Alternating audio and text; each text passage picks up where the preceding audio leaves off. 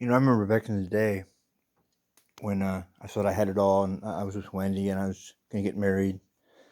We'd already named our kids, and I had a condominium and a dog and a city I loved. None of this shit was ever on my mind.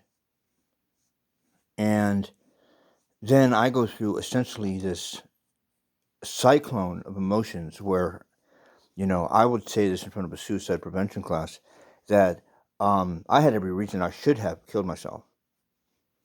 That's an important part of this. I mean, it's so wrong. Not don't ever do that. No, I'm saying I should have been dead from what I had been taking medication wise. The doctors are telling me that, admitting that. And then, literally, with no one helping me. I'm not saying they didn't pay for my Suboxone and for my therapy.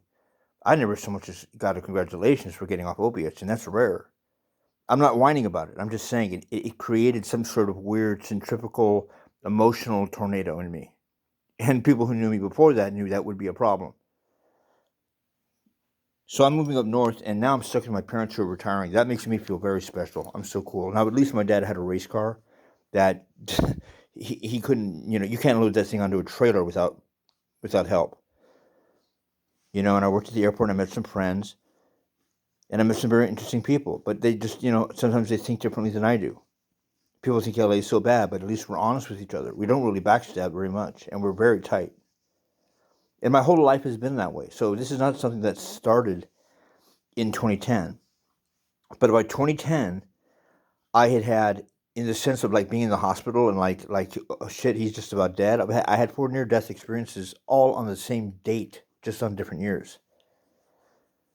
I didn't even know that at the time, but it had to have something to do with what became a very, very intense spiritual experience. Now, I can look back and say, that wasn't a spiritual experience. That was just like some sort of weird attempt at a UFO abduction, and you hallucinated and this and that. And I go, no, no, no, no, no, no. This was like the beginning of 3 years of sitting in a classroom and learning things, asking questions. And probably the number one key issue was this secret society concept, because it became apparent to me and was said to me right away: do not use the information we give you for financial gain or personal benefit. And it became apparent to me when I looked around, most of the people in this world that have financial gain and personal benefit know that, or are not making it up in their own mind. They're getting that information and just decided to disclose, to throw away the rule book. And considering the fact that like I should be dead, I wanted to be dead, I lost everything I had absolutely no problem. In fact, I had a passion to want to follow those kind of weird codes where like, shit, I can't discipline myself with the crap. But if I can't with this, then maybe I'll redeem myself. Because you never know what's on that other side. People will tell you, oh, when you're dead, it's over with. Fine, same difference with me. Hell, I died once, and I woke up, and I became extremely panicked and anxiety because I was so depressed. I didn't understand what was going on. Like, I didn't think this could happen. And I would go to Mass with my parents. And I remember there's a part in the Mass where they say, and then you are promised everlasting life. And I had a panic attack. I really did. I had a panic attack. That was so scary to me because I felt that. It's a scary feeling, no matter how good you feel, that you can't kill yourself. You can never escape. And so this is the phase that I'm in. And all of a sudden, supernatural things start occurring around me. And most of them are to a benefit. And I'm not using these things in a negative way. I'm helping people. And they're telling me so. And I love that. And I enjoy that. And then I started getting militant with the truth and stuff. I understand that. But woo, God forbid. God forbid that we don't have all these laws and things putting us in prison because truth gets revealed. Now, I don't have an ex. I don't have a girlfriend. All right. I basically am living with my parents, but I basically have an iPod, a pair of jeans, some drugs that I can use that I don't get addicted to, and it's sort of an untouchability to basically go out and do what I want. Now, if I was you guys, I wouldn't say shit. I'd be scared to death. And by the way, I am usually scared to death. But then again, I'm not trying to be a hero here because I'm not. I'm the anti-hero. I'm scared to death all the time. That's part of the fuel. Like, you're going to kill me. Like you're revealing to me that basically I have no control over my life. I'm a slave. Now, this may make a good book because nowadays the truth. You know how they're getting it out there, right? They're putting it in fiction style. So over the next few years, I'm doing all these things, and I have a friend that was my one and only friend, and she and me identified with each other. We saw eye to eye on everything. You can try to erase that. I'm talking to someone else. And it was interesting because she's out of my league, and like some things happened, and I kind of turned it down because every female that knows me knows I'm not that way. In fact, I've been busted for that, meaning like, dude, you're a dumbass. You should have tried to do something, only to find out later. A lot of guys are like that. This person liked you, or whatever, and you thought, no, I'm gonna keep it professional. Well, after a little while goes on, right around the election time with Trump, I got attacked pretty fucking bad psychically. We all did.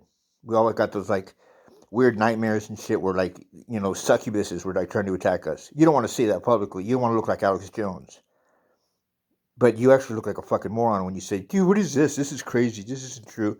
There's not one person on this planet that really believes conspiracy theorists don't exist, because they've all been a part of one, whether it's at their job or it's 9/11. So I'd like to think that it's pretty clear there is something out there, and what that thing out there is actually been known for a long time. It's just we thought they only went after celebrities, and they are one powerful group of motherfuckers. And I've not negotiated. I can't negotiate. I've had conversations with them. I can't understand what their deal is. They're not really rule setters, because I've been punished for things I haven't done. I've been punished for things where they assumed and I would have typically done something. I get punished for it, and then they're all fucking discombobulated because I didn't do the thing every other human would do.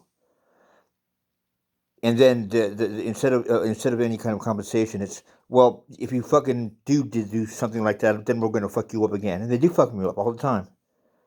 If they don't make you look crazy, I mean, I'm in great pain. And what do? They will take away all the painkillers in the world.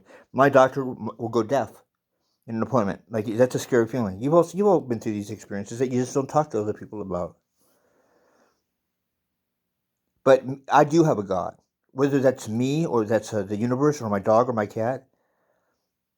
And so when I come up with these videos and stuff, really what I'm doing is I'm showing you a music video of a real life situation. It's a Pulp Fiction movie of what's really happening. Because remember, Pulp Fiction is what? It's not a lie. It's not fiction. It's a story so outrageous and ridiculous that no one would believe it, so there's no use to even, sell it or write it down. That's what Pulp Fiction means. But it does not mean it's a lie. And so he gives me these great examples, and he shows me the duality. He shows me, do you see this person? Yeah. They're living the exact opposite life of what you could have lived. And it puts things in perspective. And very often, it's amazing. The last name Lins is not a common last name. In fact, everyone we've ever met that has a last name Lins, L-I-N-S, has always shown up somewhere on the family tree. And, I don't fight physically. I'm beat up pretty bad physically. And people think, well, you yell a lot and this and that. I don't even fight emotionally very well. I'm Mr. Depression. But within that, what goes on in your head? What goes on in your soul? What goes on in your spirit? My dad's an engineer, very successful. My brother was an athlete, and now he's very successful in business. Why am I such a failure? I got nothing? I got nothing out of that deck of cards? No, I did. I got something you can't see. See, what you see on the outside is directly contradictory to what you see on the inside. And if we're talking about a spiritual battle with some of the hardest core motherfuckers in the world, you're never going to know that. It's just going to be fiction. But if we are talking about that, then I want to look very ugly to you. Because outside beauty is contradictory to inner power of spirit. And he'll give me examples of this. And I'll be like, wow, that's, in a weird way, like, I'm not going to show this to everybody because they'll be like, what, you think you're some tough boxer? No. No, I know exactly who I am spiritually. And that shows even specific little moments and minutes and seconds. That's exactly how it was in my spiritual battle that you never hear about. You don't even want to see. They won't let you see. Because then you might all find out. But it's that time now. They took away my friend. They took away almost everything I had. And I told them.